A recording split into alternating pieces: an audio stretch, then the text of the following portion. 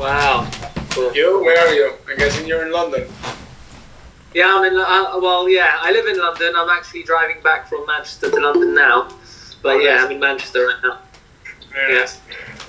Yeah. Shit. Okay.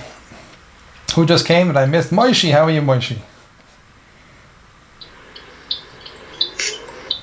Shalom, shalom. Nice to see you. Shkayach. Okay, so now we have 8 people. We can start. Some of the people, one person told me he's going to be late, and we have some people who may not show up. We don't know. So we're going to get started. Before we start, I'm going to offer, if someone wants to share quickly, some kind of, see the way process works, the way the neshama works is we hear things, but a lot more is going on than we can be conscious of. So our neshama is giving us information the entire time. So over the week, you might even have hasagas that you don't even know where they came from. And it might have been because you started processing this a week ago. So you'll notice different things become clearer to you over the time. So if anybody wants to share something quickly that they felt was meaningful to them from the learning that we did last week, it's a great opportunity. And I was going to suggest also, some people sent me different voice notes and ideas. I was going to suggest that if you want, we can open up a WhatsApp group of conversations where people can share different chidushim, different questions, just for conversations. And a lot of that also makes a tremendous aliyah through the whole week. So if anybody wants to do that, they should message me and I'll make the group for them. Okay, so anybody want to share anything? They had Hasagos-san this past week? I had a little something percolating that I think since I've been listening to some of your shir, but a couple of days ago in the yeshiva by Neve where I teach, so I don't know exactly why I got worked up, but I started like really, I was very dramatic about telling the guys that they don't want to smoke marijuana, and they don't want to take drugs, and they don't want to watch porn, but they're looking for something deeper. But I got very gehitzed, very worked up. The guys loved it. It was very, they appreciated hearing somebody just kind of cut through and say, oh yeah, you're right, this is not what we want. And we do want something else. So I don't know where it's going to go, but at least it was kind of funny to watch me percolate. Yeah, so there's a secret over here is that we can teach people that idea, but as we spoke about last week, the most important thing is become self-aware, where we begin to realize from within that's not what we want. And that's the most powerful. That's when we have bechira. And what we're going to be doing more and more is processing both the world outside of us and the world inside of us, and begin to realize what we actually really want and how we can get it, and how when we don't get it, and we get it from other places, how empty we feel. So the more self-aware we are, the more power we have to make decisions. Okay, so today we're going to do something very interesting. We learned the Torah last week of intimacy to some degree. Some of it we spoke about from within. Some of it we understood certain things that the Torah teaches us.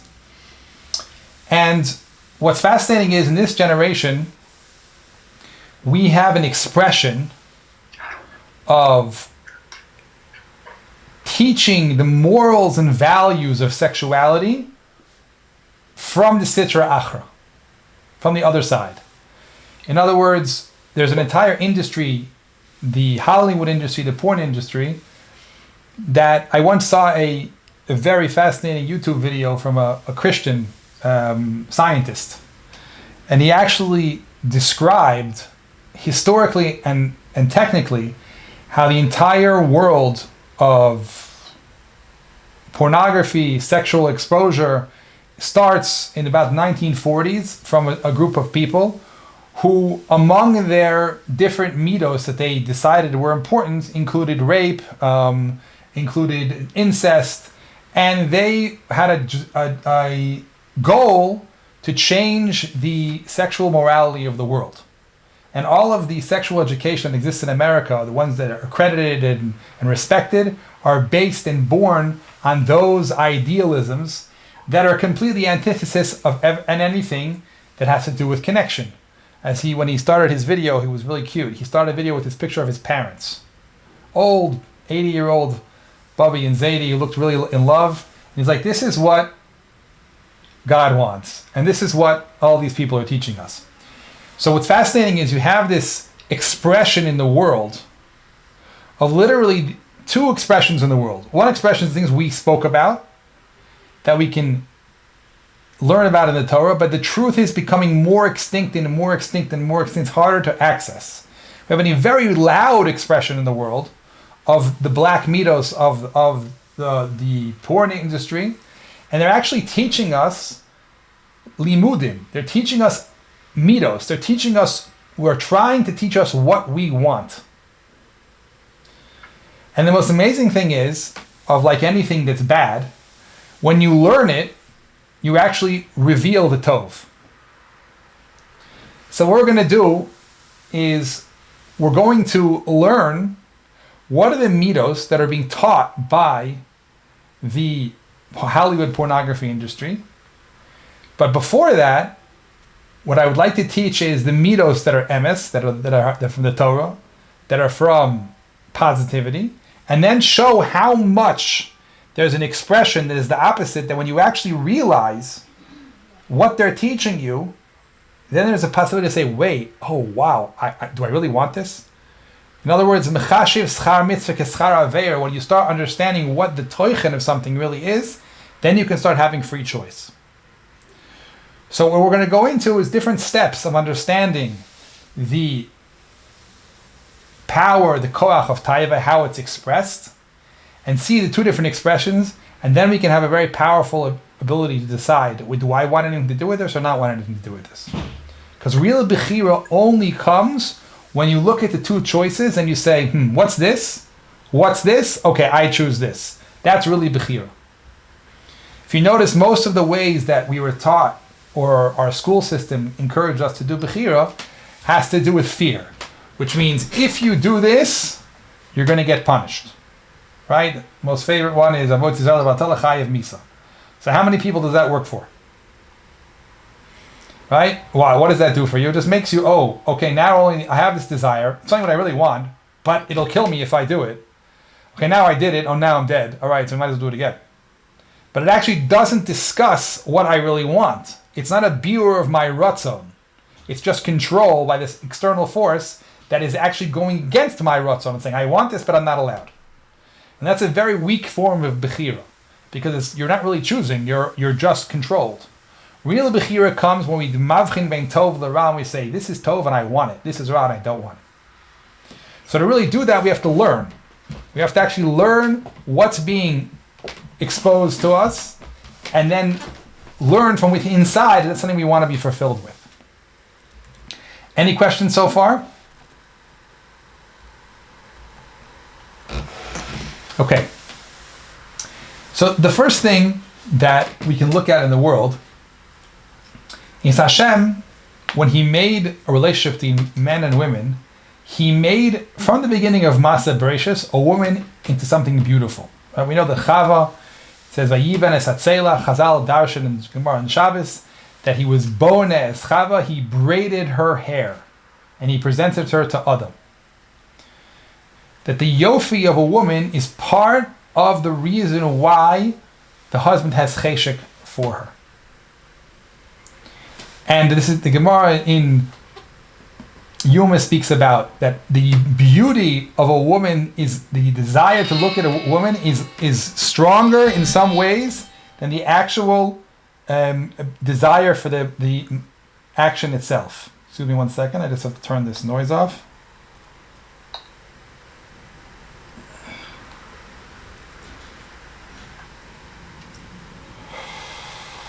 I'm sorry about this.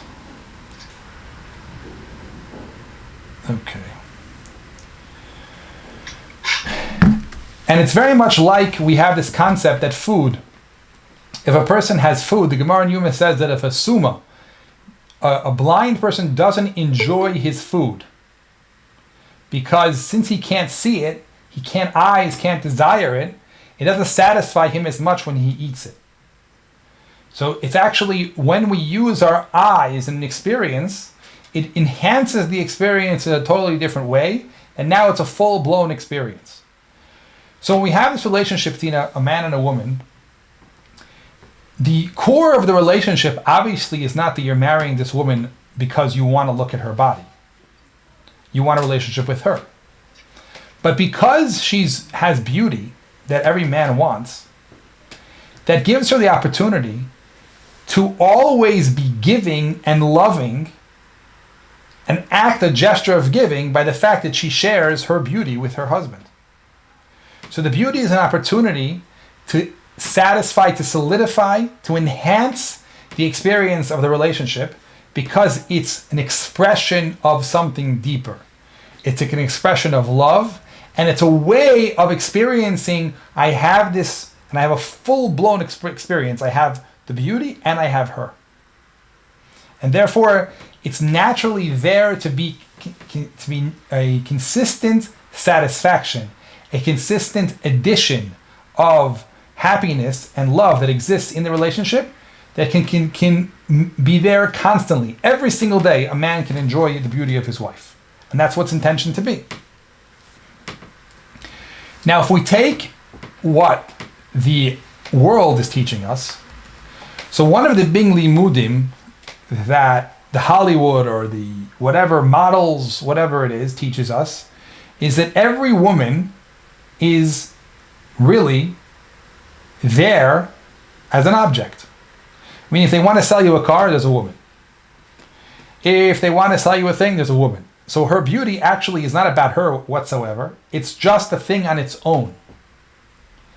And even deeper than that, the message, the large message that happens subliminally from the porn industry is that every interaction with any woman is a sexual interaction. Anytime you see a female being, what you're really seeing is her body and no longer seeing her. And they also teach you that that's what people actually want. Now let's think about that for a second. What does that do to our reality? Number one, if you approach a woman and you're thinking about her in a way that she has no relationship with you, is that a positive thing? Actually, it's an attack. And this is something which is very important for us men to find out about. Feel how women feel when they're walking around men who are behemoths. Like you can ask any of you, if you have daughters or sisters, they walk on the street and when they see the Arabs whistle at them, how do they feel? Right? They naturally feel completely attacked and completely they have no value. They're just there to serve the eyes of this behemoth. So what the porn industry is teaching the world is that women are actually non-existent. They're not people. They're just things you use. But what's deeper than that is, it also makes it completely not satisfying. Because what happens when a man looks at a woman who's not his wife? He has desire. What does he get after that? Nothing. So all he gets is to be turned on, and then he gets let down. It's basically mashal ma davar dome. It's a person who goes and is starving, and he walks into the best bakery in town, and there's a glass wall. And all he can do is put his face on the glass wall and look at it and just drool. Right? All of the pictures that the world is teaching us, inundating us, and just look at this, look at this, look at this. What it's really doing is torturing men. Because all of the beauty that's meant to make a relationship, it's meant to pull you to a woman to express her love to you, and then you are fulfilled by you have the relationship. Here, all you have is the outer trappings. And when you have the outer trappings, you get dissatisfied and let down, which is why it brings the zera levatala. Because what is zera levatala? Zera is an expression of giving over your essence to your woman, connecting to her. But if there actually is nowhere to go because there is no relationship, it goes nowhere. It's a sign of what the energy is in that desire. That desire, one that makes a person crazy and dissatisfied. And what's more than that, as we know, a klal, that if you run after things that are not yours, you not only lose that, you don't get that, but you also lose yours. That's what Korach did. When you start looking at women who are not yours, you become less caring about yours. Mashama davardome. If your wife makes you the most incredible sandwich, she knows exactly the food you like. She knows exactly the ingredients and the type of bread and exactly the pickles and the whole thing. And she makes it with love, wraps it in a piece of paper with a note, gives it to you, and you're in the middle of the day, you're eating your sandwich, and you feel such love and such caring. And then it sits down next to you, this big guy. He's got a sandwich this big. For the most expensive restaurant in town, it's got 8 layers of bologna and all the stuff in the world, all the different relishes, whatever it is, anything in the whole world, and it's dripping with thing, and he starts eating his sandwich. And you look over at his sandwich, and you're like, look at your sandwich, 1 minute ago, you were having the time of your life. But because you put yourself in places that are not yours, you end up not enjoying yourself. So basically, the formula that is being taught to us by the world, the outside world, that the more women you look at, the happier you are, is actually completely a sheker. The more women you look at, the more frustrated you are. The more you look at, you actually lose the potential of having something loving and sweet and giving and satisfying consistent in your life. You lose it more and more and more and more. And what happens is, it teaches you to become a person who discounts the value of women and looks at them badly. A huge part of how women feel in this world is because men look at them like objects. And I want to tell you something, this is not only in the secular world, it's actually predominantly in the religious world. Because in the more ultra-Orthodox places you'll look at, the more they will look at a woman as a sexual object, and therefore you cannot look at her. Therefore you cannot have any interactions with her, because the only way to have an interaction with her is a sexual context. Which means they have exactly the same midos as the porn industry, they just have different actions, how to deal with it. The real madrega of shmiras einayim, what does it mean to be shomer einayim? It means don't look at her in your lave as a sex object. It means relate to her as a human being. And actually the way to teach people this is the midos of bris. What are the midos of bris? The midos of bris is to care about the other person. That there's a person there. That's true within a marriage. And it's true with any context of any woman. If we would treat our boys and our men and yourselves to feel what it feels like to a woman to be looked at as food to be taken by some man, how insulting and degrading and attacking that would feel, then because we men want to be good and we want to give and we want to care, we wouldn't look at a woman like that. Not because we're controlling our taivas, because no one has a taiva to hurt. And the second you're cognizant and aware of looking at a woman like that is a painful experience for her, you won't do it.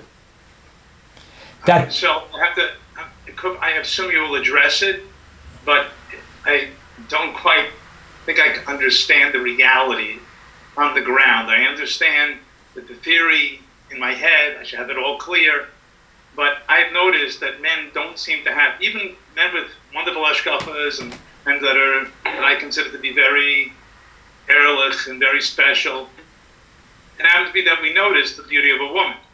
And I'm not exactly sure how the reality matches up with the theoretical construct that you're putting out there. No, this is exactly the point. There is nothing wrong with noticing the beauty of a woman. The question is what you do with it. If you take it and therefore advance and say, I want her, that's an attack. If you say she's beautiful and she's not mine, then you just notice fact. It doesn't make a difference. You'll notice that if you leave that energy out of it and you don't care that she's beautiful, actually enhances the world. Can you imagine for 1 second if the world would only be men? Seriously, how much beauty would be less in the world, right? It wouldn't be a nice place. I'm serious. The Shechina, the Pnei Shechina is on a woman. So the fact that you notice her beauty, even her body, and it's a physical fact, who cares?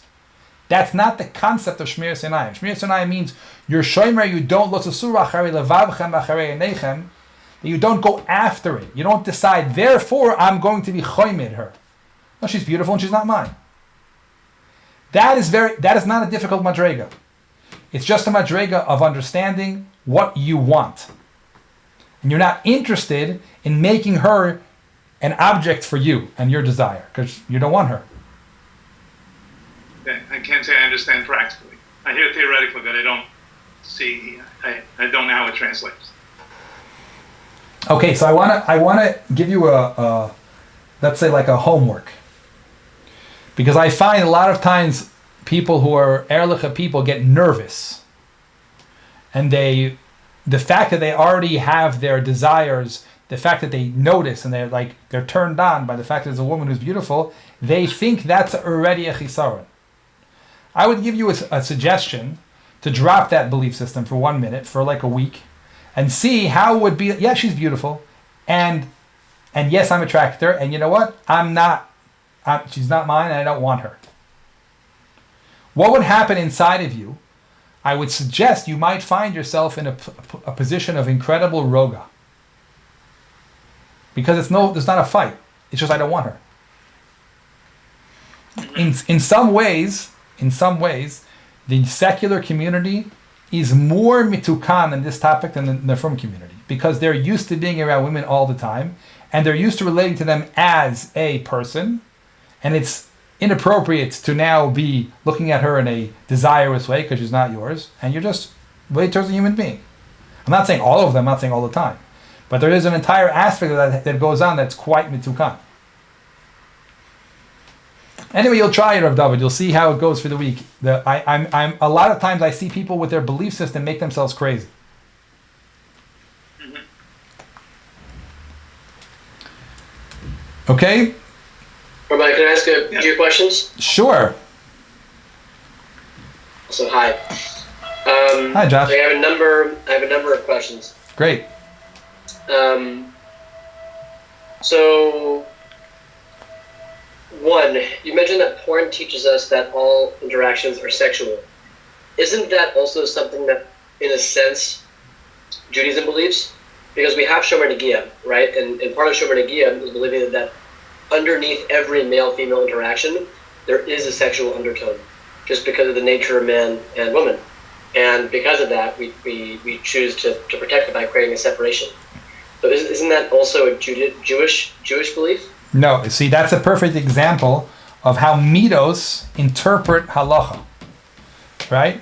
And actually, halacha can be a destructive thing if you have the wrong midos. The fact that it's possible to take something into a sexual context, and therefore we are careful, doesn't mean that's what your consciousness should be. In other words, it shouldn't be, I'm not touching a woman because she's a sexual object. It is that I'm a smart person, and it could be that way. So what does the Gemara call it? I'll see it to you in the Lashon of Chazal. The Chazal say, Schor schal nazir lekarmel sekarev. We tell a nazir, don't go near the kerem. Don't go near the vineyard. He's going to go near the vineyard, he's not close to wine. It's not even wine yet. But it's a smart way of living. So when we say Shomer Negiah, for example, if you notice in the halacha, you're not allowed to touch a woman? Is that really true? So how come she can go to a doctor? Let's say a woman falls down on the street. Should you pick her up? 100%. Why? Because there's nothing wrong with touching a woman. There's something wrong being sexual with a woman. Lo sikru legalos erva. You shouldn't be doing the actions that have the pull to sleep with her. But stam touch is not an isser, it's a smart way of living. Because we know that people can get turned on by things, so don't go there. But if you have a reason to, you do. Now that's a perfect example where you can use halacha with bad midos and now treat every interaction as a sexual one because you are misinterpreting halacha. You know, I once had this conversation with kids. So I asked a group of people, older men, I said, can a girl and a boy touch and have it be completely without any sexual, they can hug, they can kiss, there's nothing there. It's just what do you call it? What's the word they use? Platonic, exactly. Platonic relationship. So I asked a bunch of older men, Talmid Chacham, and they said, no, it's impossible. No, it's impossible. And then I asked a bunch of 14-year-olds, and they said, of course it's possible. I have a lot of guys and girls that I hug that I have no desire whatsoever. They're my best friend. Right? So sometimes with our minds, we think something is true because we were taught that way, we interpreted that way, and actually went against the mitzias. Of course, it's possible to have a conversation with a woman and not turn her sexual. Of course, it's possible to shake her hand. You can even give her a hug. It's completely not. Why? Why should it be sexual? Does it mean that it's a smart thing to do? No. You could have issues. But don't make it messed up because you have gedarim. It's like saying that if you pick up a rock on Shabbos, you're for sure going to take it out and carry it Daled Amos from Rosh Hashanah. It's not true. It's a geder. It's far. Is that clear? Very awesome answer. Can I ask another one? Sure. So you were talking a bit about beauty. I just wanted to expand on this a little bit. So let's just use a practical example, right? Let's say you're married and you find your wife more beautiful when she has her hair down instead of her hair up. What do you do? Well, for sure, first of all, you should just know that in halacha, it's extremely clear that the women had their hair down in the house. Even in the chutzner Really? of the house, they had their hair down. Why? Why not? Why not? What if the woman likes it up? No, I'm saying they had her hair uncovered. Were you saying because it's uncovered or covered, or are you saying up and down because she likes it a certain way, you like it another different way? It's like style. Assume the hair is uncovered. You're asking a question that if your wife likes one style and you like another style? Exactly. Okay, so one of the secrets of women is to know that one of the main reasons that makes her feel safe is the fact that you want her. So actually a woman is dying to know what you want and how she can make herself the most enjoyable she can. She also wants her style, but it's extremely important for a woman to be desired by her man. And therefore, by suggesting and telling her the things you like, automatically it'll help her and you push her towards dressing in a way that you like. It won't be completely, because there's also her, but it will definitely, the fact that you said it is already a big deal. And brachas you can say in front of it isn't considered the mukam ha-mechusa. Say dvarim shebekdusha. When the hair is uncovered. Why? Sar Shabisha Ereva. It's a Gemara Mefureshus. The Bala. It's very unpractical then, because you can't make any bracha, and I'm saying in practical terms. So the pashas of the sugya is like the Bach, that the Rabbeinu Yonah, that the only time there's a problem with the Ereva. Can you explain to me B'chal the halacha? Just think about it for 1 second. You explain this to me. Explain this to your wife. Why can't I say a bracha in front of when your hair is uncovered? Why? Let's hear. Because you might have other thoughts. Oh, really? While saying That you can't look at me and think about a bracha like that's what you're holding? Rachmanis. Okay. Right? It's kind of strange. The pashas of the sugya is that when you're looking straight at her hair and you're enjoying it, that's not a good time to make a bracha. But when you're not paying attention to her, she happens to have her hair uncovered, that's not, the pashas of the sugya, that's not usher. That's what Ben Yonah says mefurish. I'm not saying... You're saying a cloud would say, I'm in a park and there's a lot of women which aren't dressed properly, and I don't... You look at the sugya... I can say a bracha lechatchila. That's what Ben Yonah says. I didn't say all the Acharonim agree, but that's definitely, if you think about the higayon of the concept, that definitely makes more sense. Mm-hmm. If you have another explanation, another shittas that you'd like to let me know, I'd like to know it, because it's kind of strange.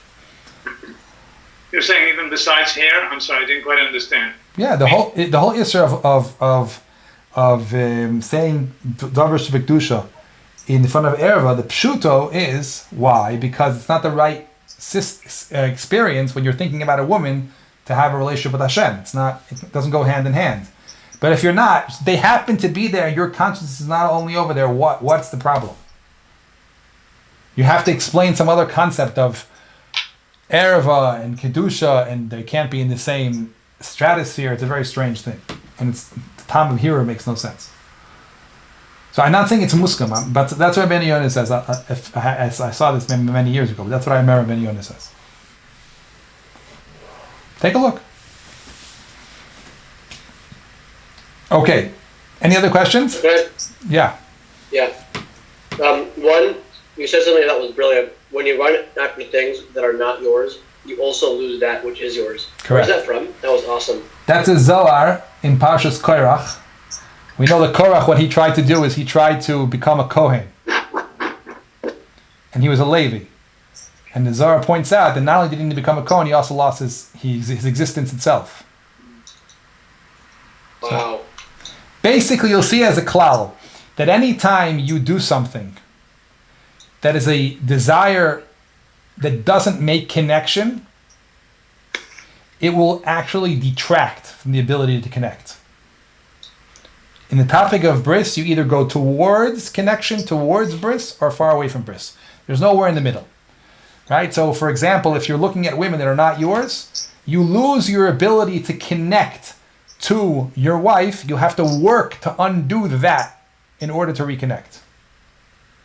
Right? If you look at other people having sex, when you're with your wife, those ideas will come into your brain. You're less present in the experience that's happening because your mind is full of stuff. And you're going to have to take more energy to get that out of your consciousness in order to connect because you're somewhere else. Right? So anytime it's not used towards making connection, it'll pull you away. And that's one of the values of it, is that you begin to feel the loss. And that's what really charata is.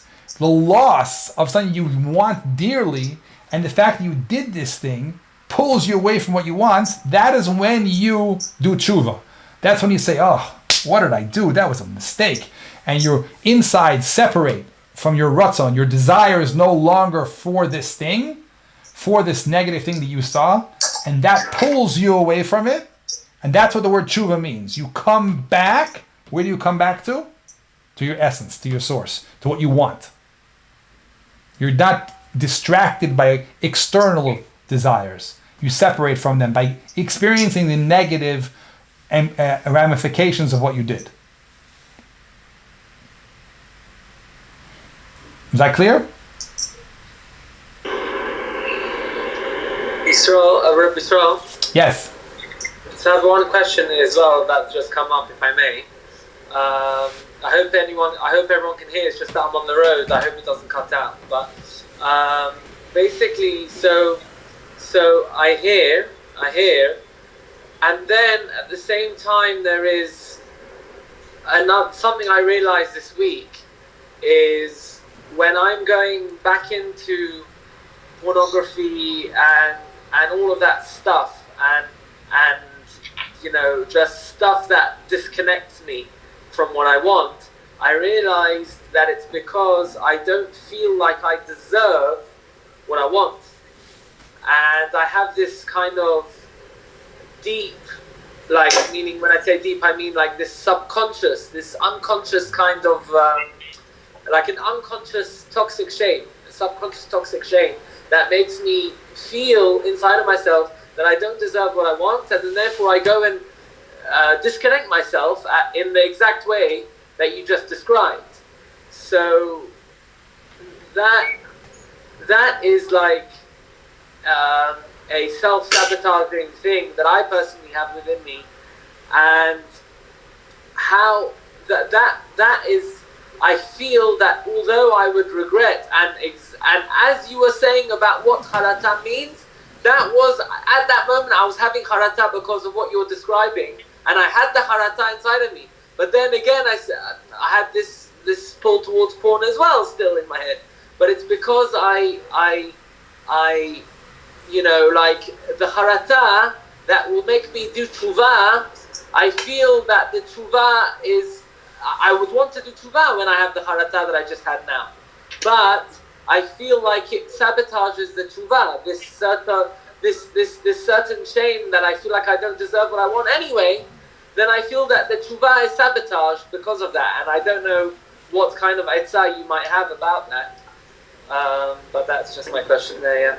That's excellent. So in the structure of what we're going to be learning now, right now the way you described it is, okay, I feel the difference between emes and sheker, I feel the difference between good and bad, but I won't allow myself, because of my belief system, to go after good, because I have all kinds of things, and you described one of them, that makes me say I have to stay with bad.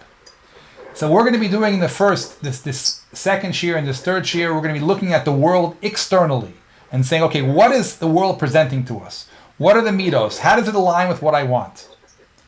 Then in the fourth and the fifth shuir, we're going to be examining exactly the points you brought up, which is, okay, yes, it's true. I have very clear the world. I know what's tov, I know what's ra. But I suicide. There are certain things that are pushing me to do things that I don't believe are good for me. And I will do them anyway, repeatedly, because I need to. Why am I doing that? That is the fourth and the fifth shuir, and you already started discussing some of the self-awareness that you have achieved, right? And this is what people call, I think quite superficially, they call this an addiction. And what you're bringing out is a huge part of Shmiras Habris, is the avoda, is the understanding of how I work and fulfilling my needs. In other words, the first step of a bris, of a connection, is the connection between me and myself. So after I decide what is good and bad for me in the world, I still have to be truthful to myself to go after it and fulfill and be satisfied in myself. So I'm not going to answer your question now, Yaakov, because we're going to dedicate 2 entire shiurim to all of those topics. But it's extremely important that the distinction you made, to understand that's not what we're doing now. Right now we're looking at the world and understanding what is it offered to us. What will happen to me as a human being if I choose to engage in this expression of desire? What will happen if I choose to go this way? Got it. Thank you. Okay, excellent. Any other questions? Should we move on? Can I ask one more, or am I asking too many? No, it's all good. Okay. There's an interesting idea that I think you're bringing up that struck a chord. That I've noticed. I think I've become more fearful of engaging with women or looking at women because I'm afraid of the feeling of desire or attraction that might come up. And I think what you're saying maybe is it's okay to engage, or there isn't as much of a need to feel fear. Mm-hmm. It's more so what I do with the desire that comes up. Is that more so what you're getting at? Exactly. One of the big, like I told you at the beginning of the shiur, the first trick the Satan does, he makes you bad. And when he makes your desire bad, then what you are going to feel, even when it's good, that it's bad. So it's an extremely important thing to say the fact that you have desire is completely good. You're supposed to have it. Now what do you do with it? Well, I look at this woman, she's beautiful. I'm attracted to her and I don't want her. Totally relaxed. With no one's freaking out. And then I'm totally good, and I'm not only am I totally good, I'm choosing to do even better. And there's a calmness when a person gets to that space. There's a calmness that overtakes them, that it's not such a big deal. Which is why you really can be around women who are not dressed that well and not care, because who cares? That's not what I want. I wouldn't suggest it, because you could get pulled. But since we live in this weird world and we have no choice to walk around in the world and face all kinds of things that are very, very revealing, so now you have a decision. Are you going to make yourself crazy all the time and basically sexualize every single experience? Like, okay, I don't want that. Because I really don't. And there's a calmness that develops in a person and a strength of character, and he just knows what he wants. Can I just come in and ask you a question over here? Sure. Doesn't it say, and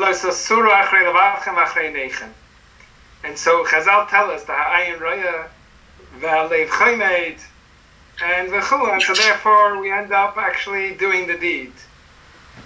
So there is really, a natural progression, whether we care to admit to it or not, whether we care to say, confess that it's there, but there is. Once we see something, it triggers some kind of chemical reaction in the brain, which obviously triggers your heart, and then obviously from there to action is one step closer. So I understand what you're saying to me. Don't sexualize the woman, and don't see her as a sexual object. But even without looking at her through that prism and through that lens, there is still very much like an inextricable, interconnectedness and a link and a chain where one thing brings to the other. There's the ayin, there's the leiv, and then there's the yadayim. So each one is going to be connected. So this is my question. I get it. I do understand. Don't sexualize it.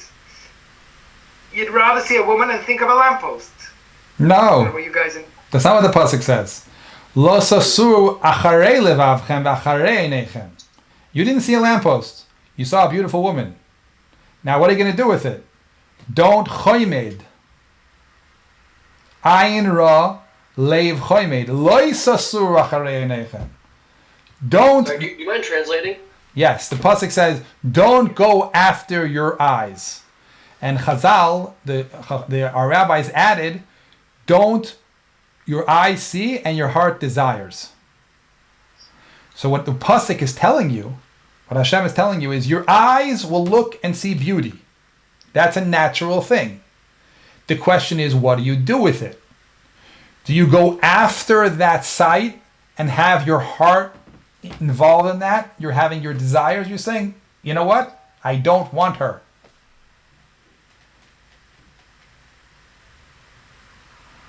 That's a perfect example of taking a chazal and making yourself weak. The fact that it could be doesn't mean it has to be. That's exactly what Hashem is telling you. You have free choice. You can decide not to go after your eyes, even though your eyes saw something beautiful, and presented the possibility of saying, okay, you know what? Let's desire this woman. Let's think about having her. So I don't want to get too far into like drushes over here. You could say that the acharei, you're saying I can go after, I can look at it, and I don't have to then follow and have my heart follow.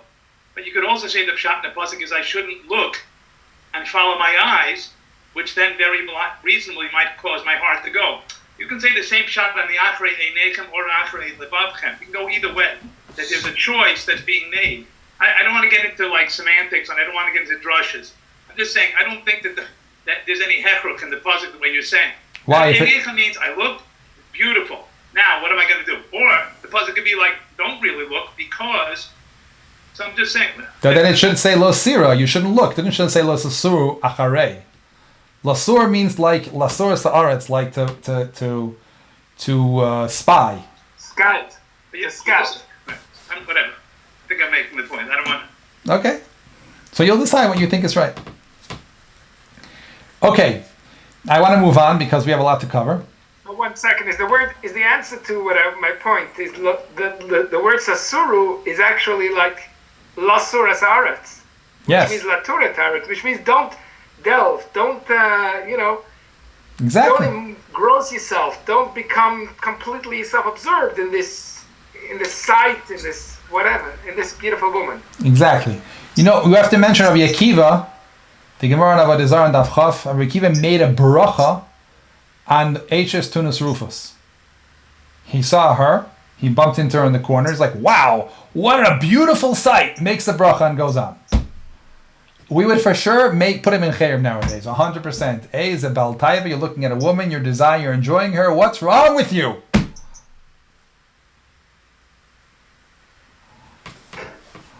can be nene from the mirror. You can enjoy the sight and go further. What do you mean you can? You will enjoy the sight. Unless you're lying to yourself. You will. Now what? Yeah, I'm saying to reflect afterwards. What I saw was nice. Of course it was. Were you going to lie? But it's so what? So it's nice. And now what? Now what? Now you're going to... That's all. Yeah, okay, That's so it. it's supposed to be nice. Niflo sabore. Beauty does not mean that you have to become a behemoth. You don't have to desire, you don't have to want every single woman and say, I think about her, I want her. You don't want her, she's not your wife. What's going to happen? What's positive going to happen if you go after this? You have to be careful not to look for nice things all day. If you're trying to look at the beauty, then you probably are trying to do something more than just experiencing the world.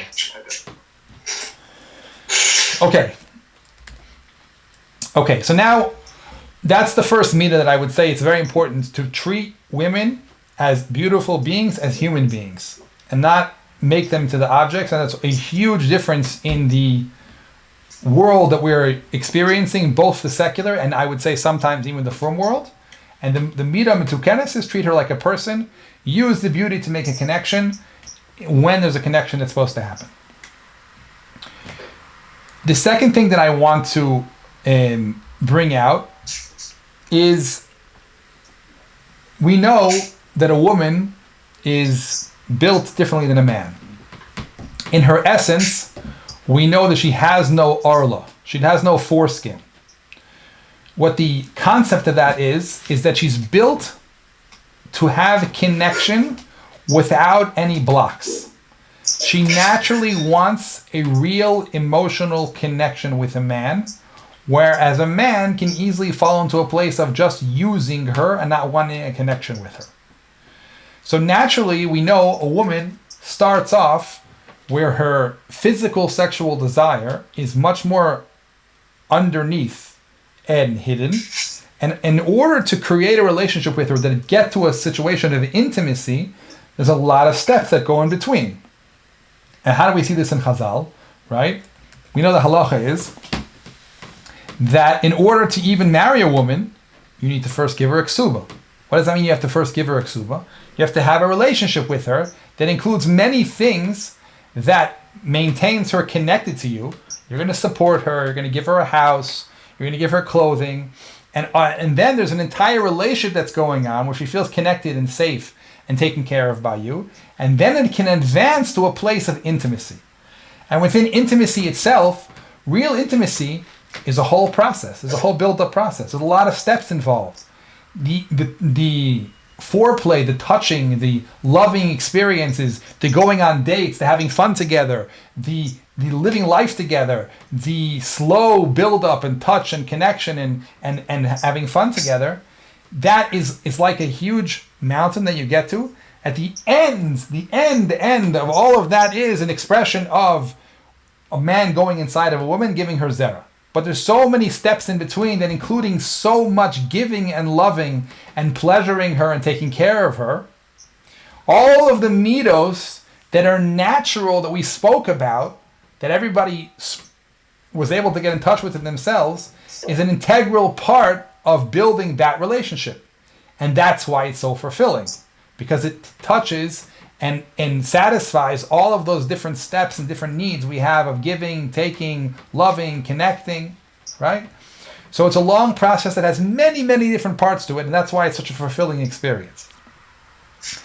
Now, the main midah that is being expressed in Hollywood and in the porn industry is that, number one, women walk around waiting to take the man. Walk around that the second they look at a man, they want to kiss, they want to do all kinds of stuff. They're like hunters looking for men, and men have this fantasy that they have to do nothing. They don't have to perform in any way, don't have to provide in any way, and the woman will want them. So they create this fantasy that there is no woman in the world that is built like they're presenting to you on these movies. It doesn't exist. Nothing that will be depicted in that experience will actually build towards any type of real intimate sexual experience. Because nothing that they're doing involves giving, sensitivity, caring, loving, building a relationship, nothing. In fact, the entire porn industry starts from they meet, and the only thing they're discussing after that is penetration. It's all a sexual act of penetration. But the entire story between here and there is totally missing. It's a lie. It doesn't exist. It's teaching you something about a woman's being that is not true. Nothing will happen like that. And if a woman does participate like that, it's close to rape. I can't tell you how many chasanim, how many marriages I know that were taught in the frum community that they have no idea what a woman is. They were taught by whatever behemoth they were taught by. And all they're doing is things that the woman does not appreciate. And that you have marriages that are not functioning because the woman is not being taken care of because no one ever taught this man what intimacy looks like. And that's exactly the same ethos that are being taught by the porn world. All it is going inside. And not only that, the apex of the relationship, the apex, the culmination is this incredible transference of your essence to her. You give yourself to her, and the deep connection, eternal connection lasts forever. When was the last time you saw the transference of Zera on porn? When was the last time you saw a man giving to a woman on porn? All of the midos are sheker. It doesn't exist. And what's fascinating thing is that it's an act, which means if you talk to porn stars, I watch YouTube videos from porn stars, they don't like it. It's a lie. They're lying to you and saying looks like it's so enjoyable. It isn't, because it's not done correctly. That doesn't make a person feel good. Both the women feel that way, and the men feel that way. Because it's fake, it's not relationship oriented. As a few porn stars who did tshuva said, that when they finished doing the thing, they had no ability to love anymore. Because it was metamorphosized into a physical act that had no connection to it. And they lost their whole ability, and they felt dead inside. Because all they're doing is switching it into a one tiny part of an entire relationship, completely physical, and missing the entire point. Which is why people end up feeling empty. Because it's missing the entire midos.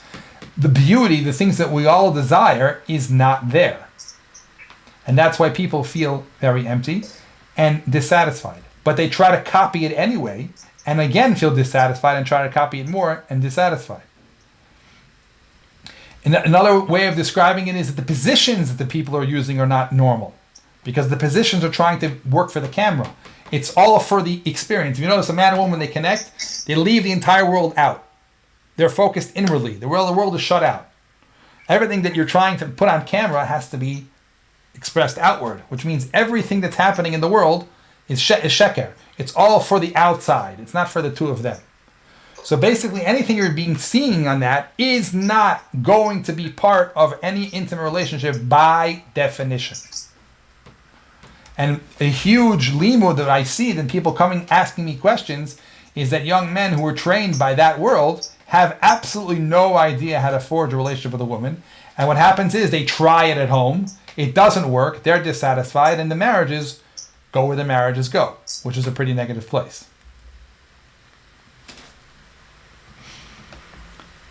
Did I have any questions on what I just said so far?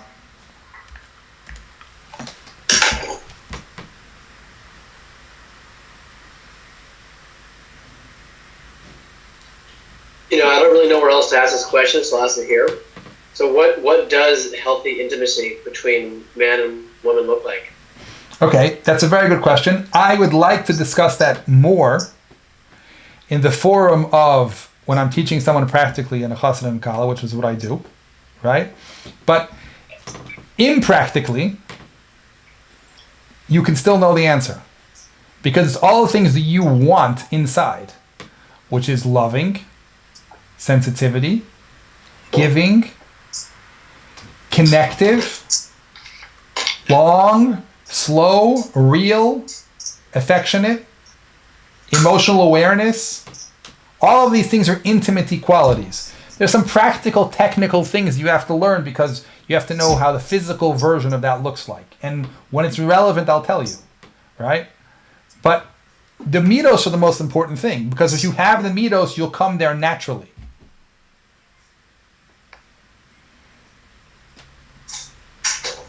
That makes sense to you, Josh?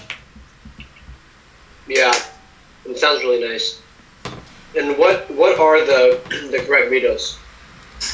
The midos of bris, by definition, are v'ahavta l'reacha kamocha, which means that when a person marries, you love your friend like yourself. When you get married, what you're doing is becoming to know a woman. Adam yada eschava ishto. He knew her, which means now you get in touch with what makes her happy, what makes her tick, how her body works, how her emotional makeup works, what would make her feel good, what would make you feel good, how can she love you. All of these questions becoming connected to each other, using those midos, you'll build a beautiful relationship. And you'll have to talk, and you have to understand the physical part of your bodies and the emotional. You'll do all those things. But the midos are simple: caring, loving, connection. Beautiful, beautiful. That's why the truth is that a marriage is a very simplistic idea.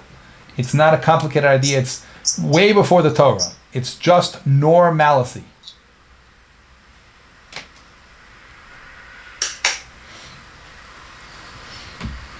And a man who does that, by the way, right? A man who is caring and loving, and the highest expression of that is in the bedroom, that man will become a tzelem Elohim. He will be a beautiful person because he's sensitive, he's giving, he's loving, he's refined,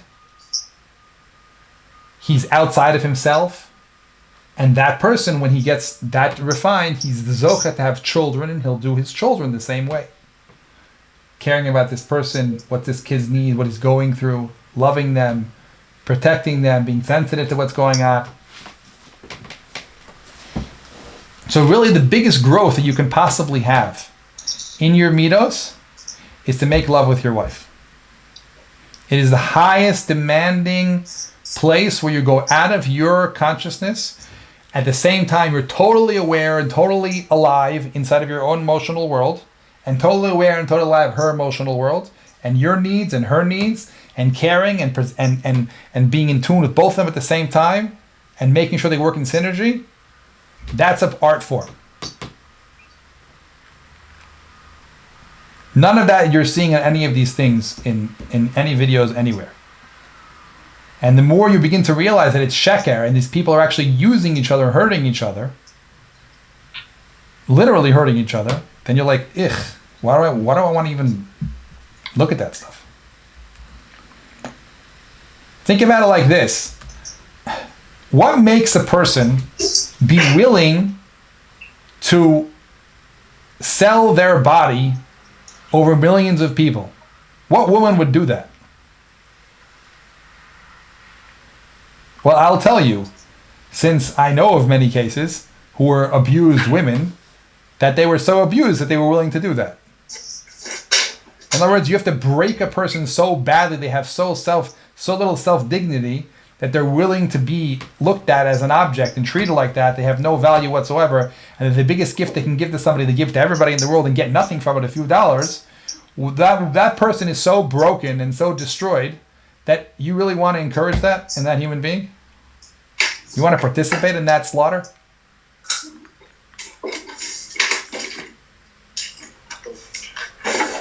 So what is that sounds wonderful. One thing I'm realizing is I wonder how frequently the expectation is to actually be intimate with your wife, because that sounds incredibly energetically intensive, time intensive, emotionally intensive, like not an every night 10-minute occasion. So it's interesting if you look at halacha, okay? It's complete diametrically opposed ways men think about the whole topic of intimacy. Men think about intimacy before they're married is like, oh, I want. Halacha starts off in Reish Mem and says, Chabibele, you have responsibility. You owe her. In other words, a woman desires intimacy. However much she desires intimacy, that's how much you have to put effort and energy and caring and time into making sure that she has a satisfied life. That's how the Torah talks about it.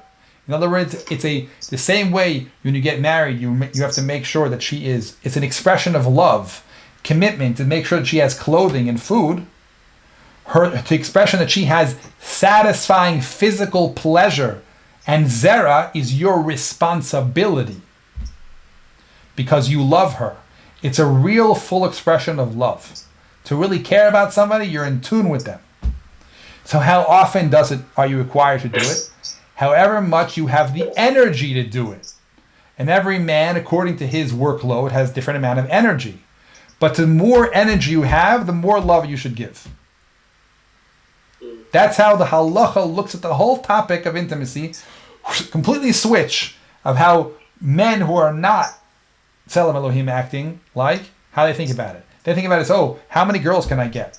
Okay, how often can I get her? Because you're not putting any effort into her. You don't care about her.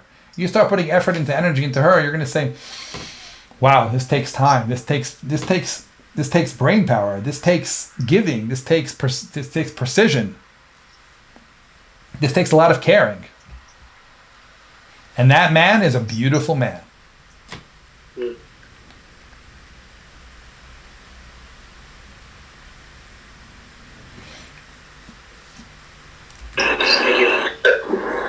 Rabbi Yisrael, just one question as well, if I may, again.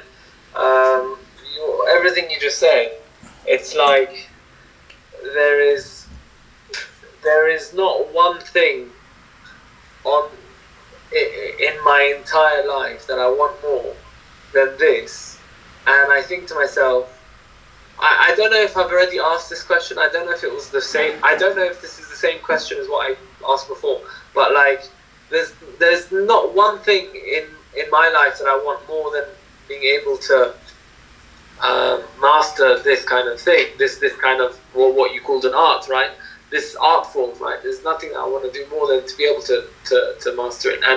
But like, if I have this feeling like I've been watching pornography for like I've been in the opposite world for a very long time, probably about 20 years now. And I was married, I got divorced. It didn't work. I was, selfish. I was basically completely educated by the Sitra Achra the whole time, and like I don't know, like it sounds like a cliche question, but I'm actually asking it. Okay, could it be too late for a person?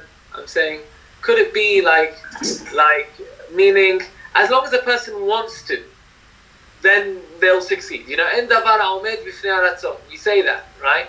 But like, could it be too late that because what I'm looking for, I would want every single grain of that stuff to be taken out of me and to be completely on the other way. But like, because it's been 20 years of hardcore, subconscious, very, very deep absorption of all this crap, basically, right? Could there be such a thing as not having any remnant of it left if you worked on going to the good side for long enough? You know the answer to yourself, because when I asked you in the beginning, the first year, what are you looking for, right? And right now you express it's the thing you want the most in the world.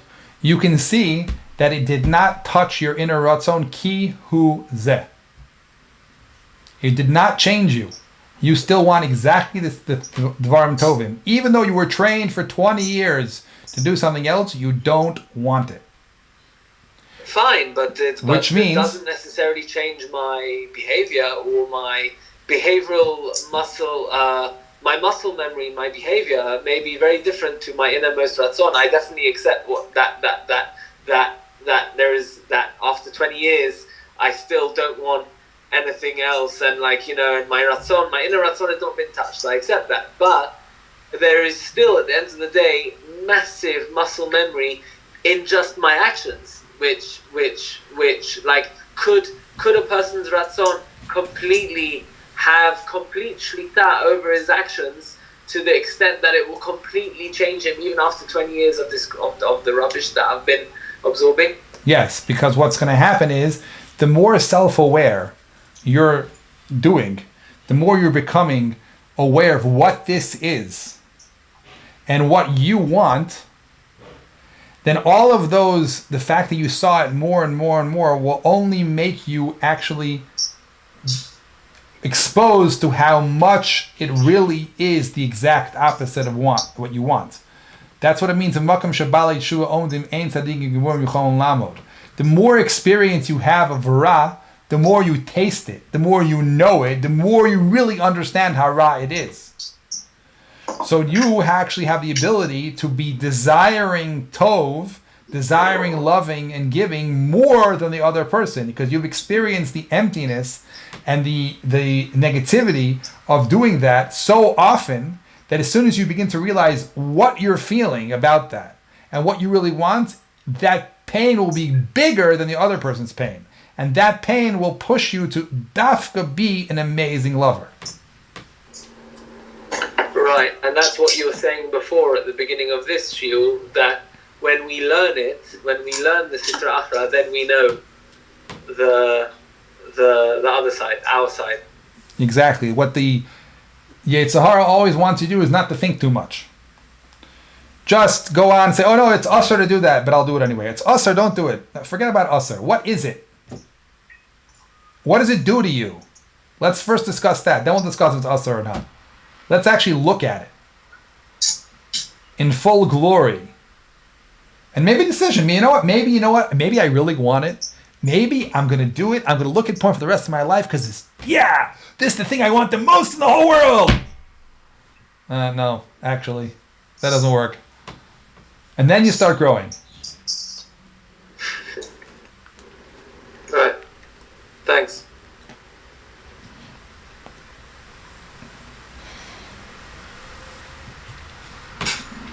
Okay.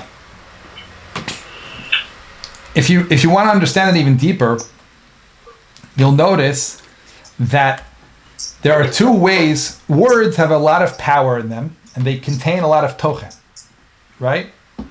So, if you notice, internationally in every single language, the way to say you want to hurt somebody,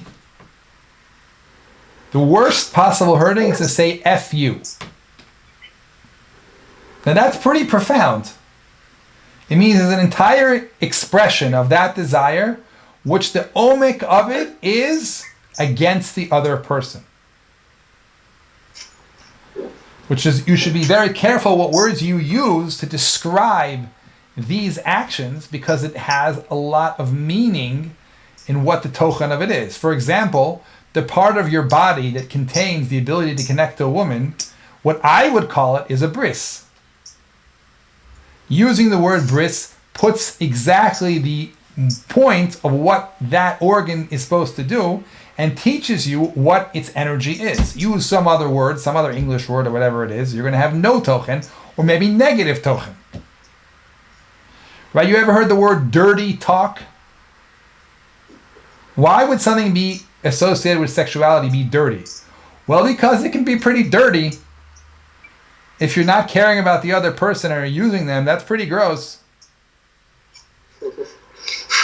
But if it's a beautiful connection between, wow, two people are loving each other, really caring about each other, pleasuring each other, making the deepest connection, the midos of God, no one's going to call it dirty. They're just not. Because it's not. It's beautiful.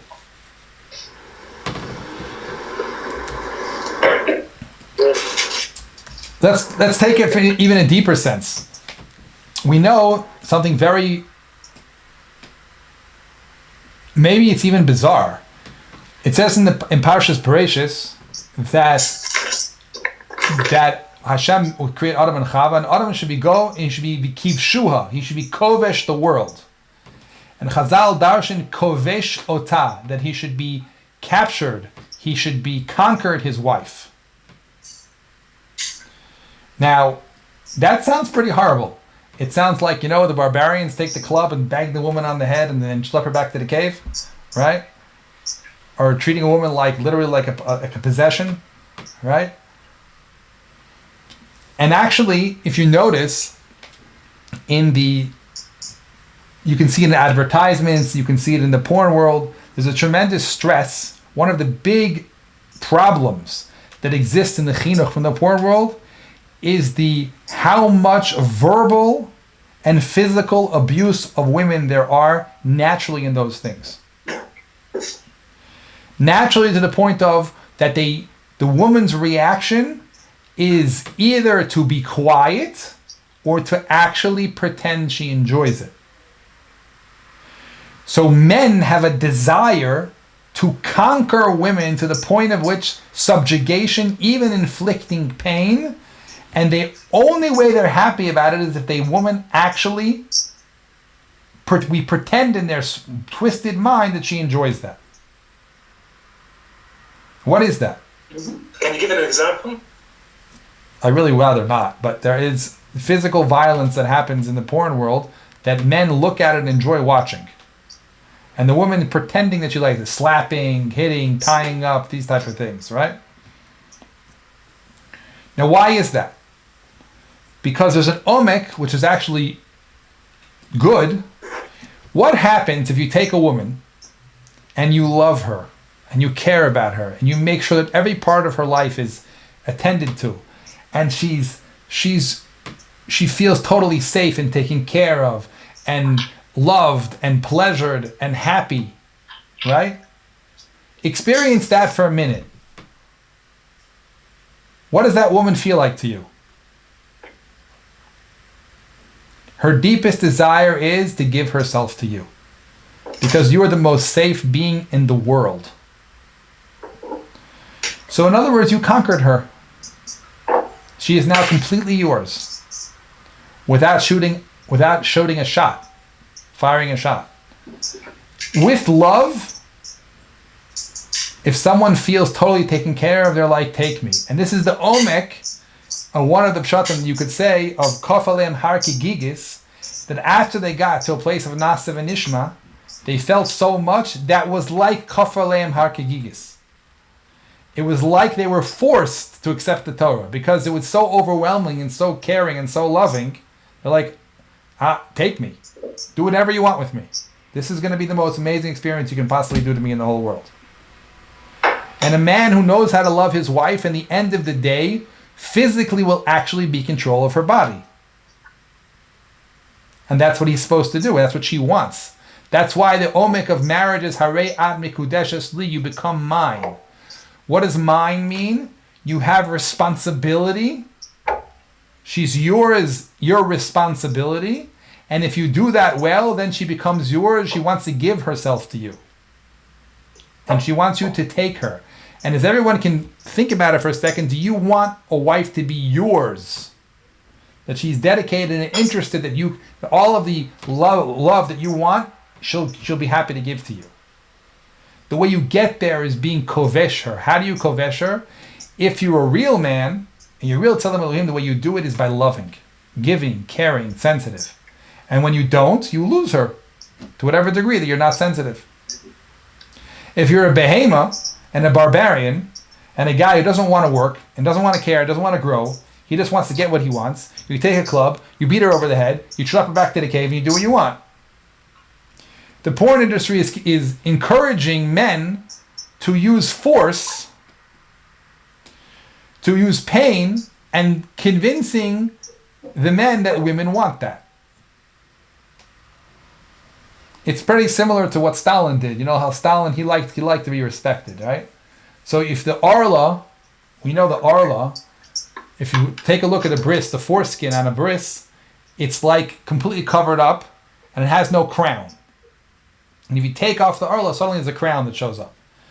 So Chazal say that Malchus Romi, the Malchus of Romi, was a Malchus below Taga. They had no crown on them. What does that mean, they had no crown on them?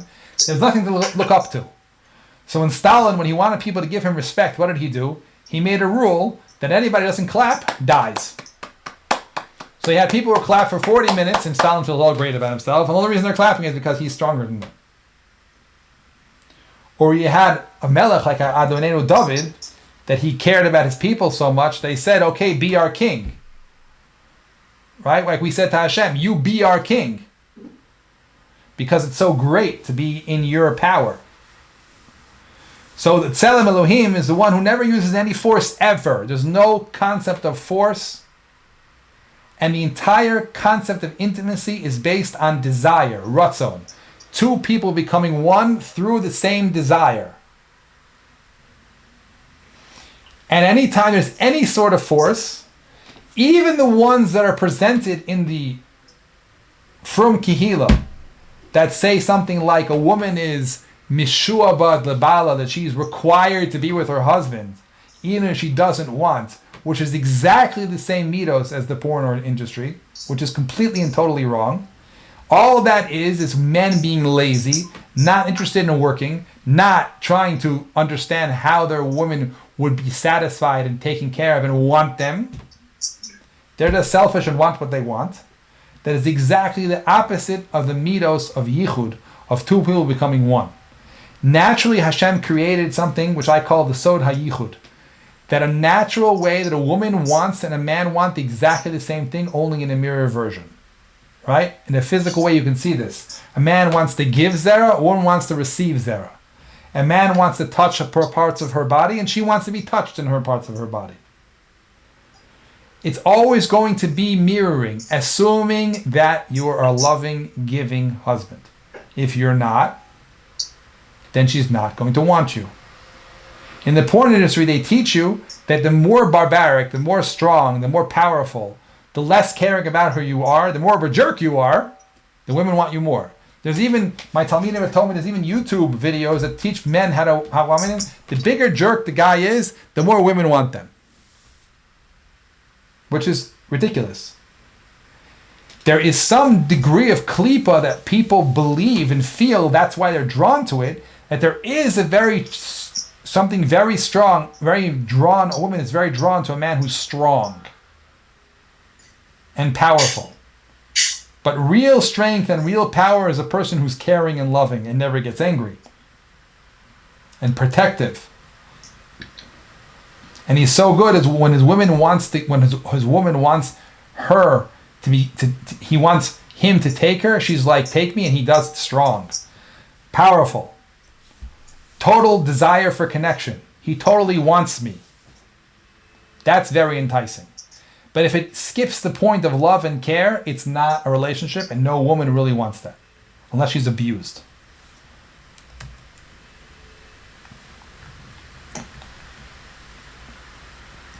So do you understand how much the porn industry has taught the exact opposite of what makes intimacy? And they've taught that, no, this is not what makes intimacy, something else makes intimacy. And they can convince men that what they really want is something that they don't actually want. We don't have a lot of time, and I want to keep mentioning a few other things.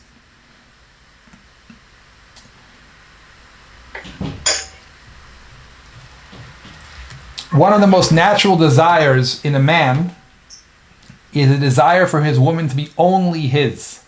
Harei at mikudeshes li, you are holy to me, which means that you are the whole world can't have you, only me. And that's a very safe place for a woman to be, only with one man. And when she is taken care of and feels safe with that man, she won't want to be naturally with another man. Naturally speaking, without a world that was messed up, men want their woman to be theirs, and women want to be with one man. That's the safest thing in the whole world. Now we have a porn industry that would even teach us things like men want their wife to be with another man. And there's actually depicting these type of things, and there's different things being suggested.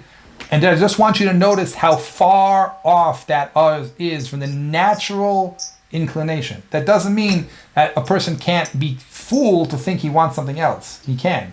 But really go inside. What is your deepest desire? Ad kedei kach that I once saw in a video that the porn industry, so they really can't really have relationships outside the porn industry because no one wants them because they're already like such messed up human beings. So they have relationships with each other, the porn stars. And within their relationships, when there are things going on in scenes, they become jealous. The people who either there's no such thing as being jealous at all, they become jealous. Because it's irrational, it's not normal for a man to be in a situation of claiming a woman and not wanting her to be with another man. I can't say it can't happen, but it's strange and an unusual development. It's not natural. At least from the men that I've spoken to. Maybe there's other men in the world.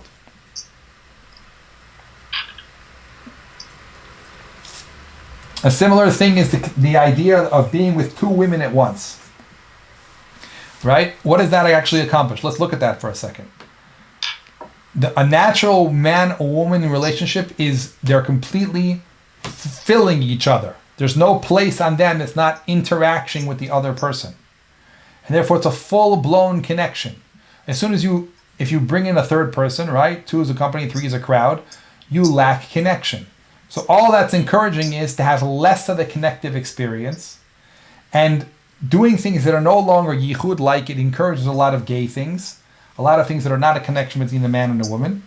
Right? And these idealisms people are teaching, this is something that you will enjoy. Will you really enjoy it? How will you feel afterwards? Will you feel connected? Will you feel your desires are satisfied? Will you feel you had this experience? And this is something very deep, that people who don't encourage the right mitos, the mitos of connection in their experience, what naturally happens is they are not satisfied. So they have to look for something even more extreme and even more extreme and even more extreme. So they keep searching and keep searching. As many men have asked me, he says, how come you don't get bored of your wife after years? The only reason a person would get bored if what they're doing is not connecting, they're just having these physical experiences that could get boring after, what's the point?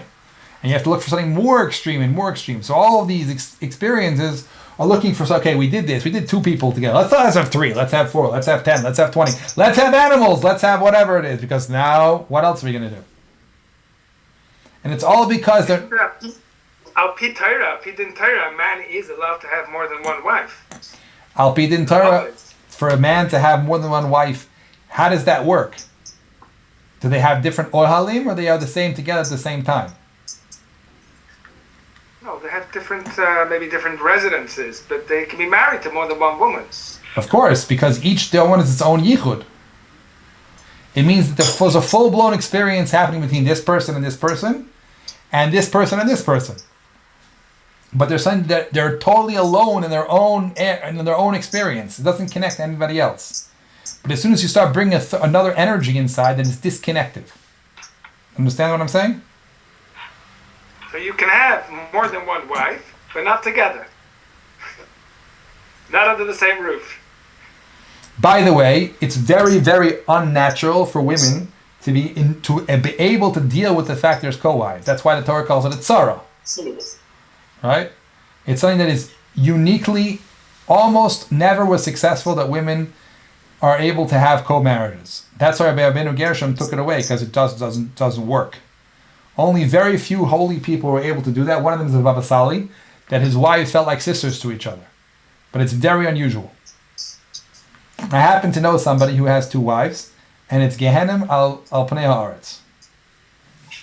Can I speak to that in person? Maybe. Maybe, yeah. It's possible to arrange. You have to talk to me privately. So this is also an interesting idea. The idea is, man wants woman to be only his. Woman wants to belong to only one man. Mm-hmm. But man also is open to having multiple women that are only his. Depends how big of a man he is, but yes. Are you saying that the bigger the man, the more women he wants, or the opposite?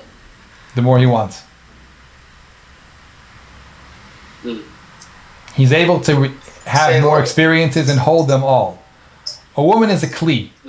If she's receiving 2 places, then she's broken. She's pulled in all different directions. A man can have many kelim. The question is, can he fill all those kelim? He needs to have energy, he needs to have time, he needs to have care, he needs to have love. There's a lot of to build those relationships. It's not so easy. So that's what you mean by how strong the man is. Mm-hmm. It's not a porn kind of strength. It's a strength of character, of midot, of ability to care, be sensitive, give, love, time, affection, energy. Mm-hmm. And it seems like most people nowadays are struggling with just one. So probably not the best idea to complicate it with two. That's exactly what Rabbi Gershon said. He said it's not going to work. We don't have it anymore. And you So know the women what? were Rabbi okay Yisrael, with it when back you- in the days? What? The women were okay with it back in the day? No. Soonest. No. It's very unsuccessful.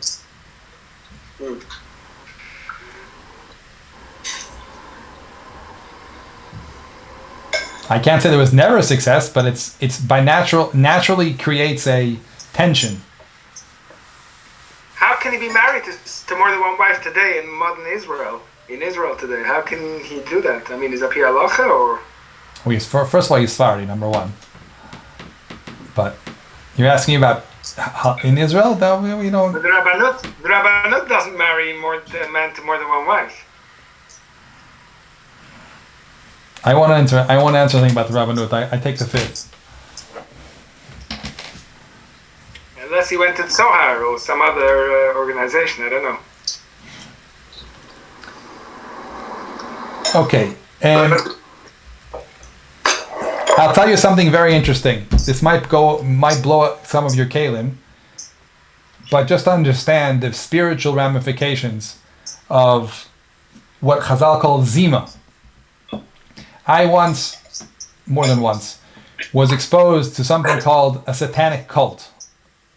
Satanic worship, I mean. And satanic worship is human sacrifice and all the bad things you can think of. Being bad brings kochos from the Satan. And I once had to get testimony from a young girl. People like to talk to me and they open up well. So I was asked, this girl didn't trust anybody. So this 9-year-old girl who was Rahman al-Islam trafficked from a very young age. And she gave me testimony about different places that she was at that had to do with satanic rituals. And in satanic rituals, there's a spiritual experience that happens. The Satan actually comes to these rituals and all kinds of supernatural things happen, like people fly up in the air, all kinds of crazy stuff. Okay? Just like Avodas Hashem is real, Avodas Satan is real. And this little girl told me